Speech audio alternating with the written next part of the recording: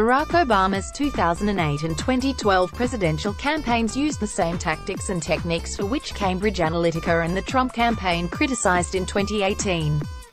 False rating, false origin. In March 2018, social media giant Facebook and psychographics firm Cambridge Analytica came under heavy scrutiny for improperly accessing data from millions of users in an effort to manipulate their behavior in the 2016 presidential election, reportedly handing an unlikely victory to U.S. President Donald Trump.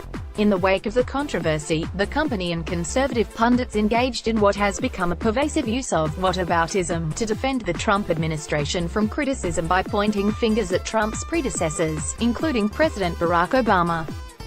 The 20th of March 2018 op-ed in the Capitol Hill news publication The Hill by DailyWire.com editor Ben Shapiro was perhaps representative of the phenomenon. On Sunday, The Guardian reported on the supposedly nefarious workings of President Trump's data-gathering team at Cambridge Analytica.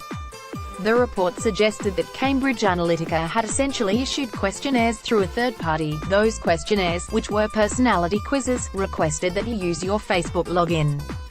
Cambridge Analytica then compiled data regarding those who completed the quiz and cross-referenced that data with political preferences in order to target potential voters.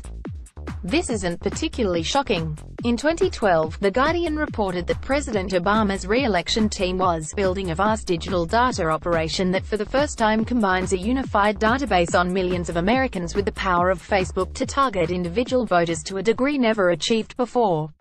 From what is known publicly, from statements by a whistleblower and thorough investigative reports from The New York Times, The Guardian and Observer, and a documentary series by Britain's Channel 4, attempts to paint the Obama campaign's digital efforts as equal in scope and nefariousness minimize the apparent rule-breaking and potential criminality of what Cambridge Analytica is accused of doing.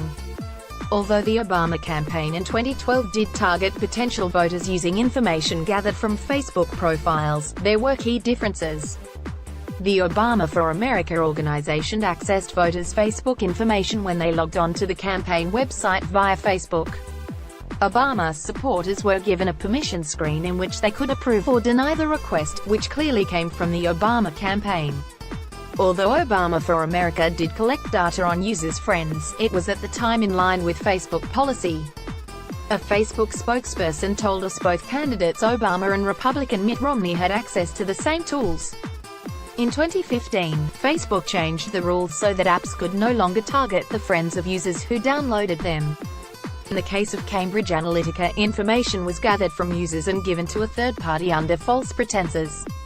According to Facebook, University of Cambridge psychologist Alexander Kogan created a personality quiz which users could download in an app called This Is Your Digital Life. Kogan presented the app as a tool that would be used for academic research, but the work was paid for by Cambridge Analytica.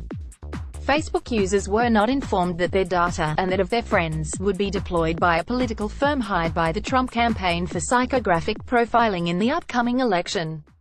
As a result of the scandal, whistleblower Christopher Wiley, along with Cambridge Analytica, its London-based parent company SCL Group, and Kogan, were suspended by Facebook.